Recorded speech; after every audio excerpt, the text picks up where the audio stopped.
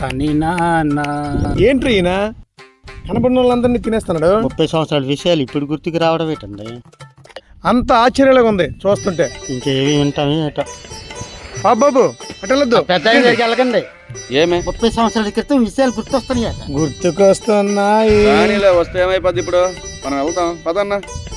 ఏంటి బాబాయ్ బాగున్నావా? ఏం బాబాయ్ బాగున్నావా? ఏం బాబాయ్ అంత సీరియస్గా చూస్తున్నావా? పెళ్ళికేం రాలేదురా మీరు? ఎవరు మీ అబ్బాయిదా? అబ్బాయిది కాదు, నాది.